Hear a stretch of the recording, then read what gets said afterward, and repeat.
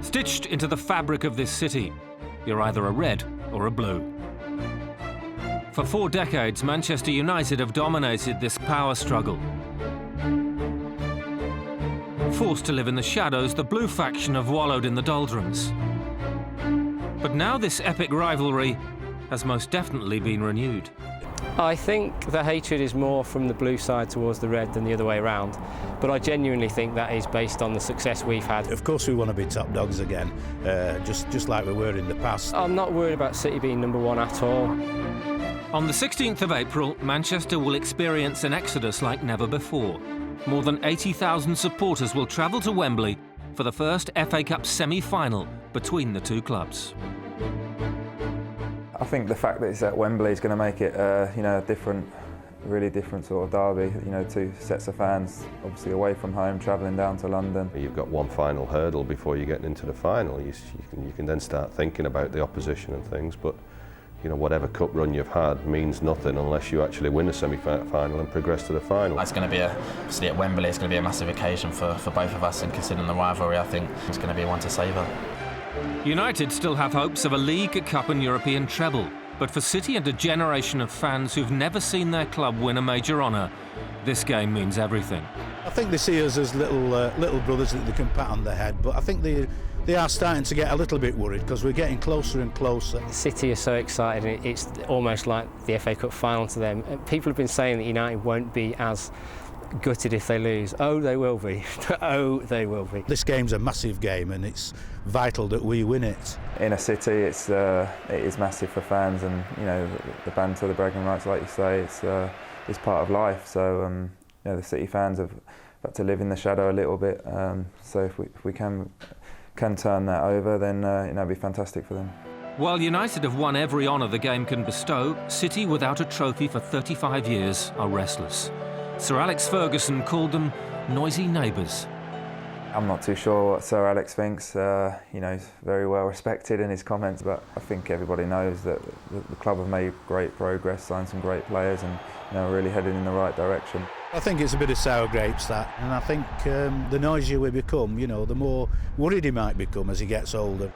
I don't see it as a battle for supremacy at all. The fact of the matter is that the semi-final has thrown up ourselves against Manchester United. They've got two teams from the same city, and I think before we actually start talking about a battle for supremacy, you cannot take away from what Manchester United have done in the last 20 years or so. We can't get to that stage in 1 year.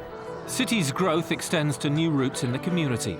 They sponsor a country retreat for disadvantaged youngsters. The club have decided to back the scheme they have here, to allow children to spend time here, to be able to come here, put smiles on their faces. These children, they lead tough lives. To join in with their activities, it's fun to do. To match their rivals on the field, City still have much to do. The manager understands that catching up begins with ending that wait for a trophy. The one thing that Roberto Mancini does is every game he goes in to win. For this club to really go to where it wants to, the first trophy is always going to be the important one, and we're 2 games away now from achieving that. Team selection will be a vital factor at Wembley, but United won't be able to call on their back-to-form Wayne Rooney, who serves a 2-match ban. We know that we can't depend on just one player, and the whole squad knows that as well, and I don't think you would get any different an answer from Sir Alex Ferguson. They've had a few problems in defence recently, but we've picked up a couple of injuries too in defence, so it's probably evening itself out. Inevitably, there will be a key moment, a key man within the game, but you can't preempt that. You've got to wait until the game actually unfolds.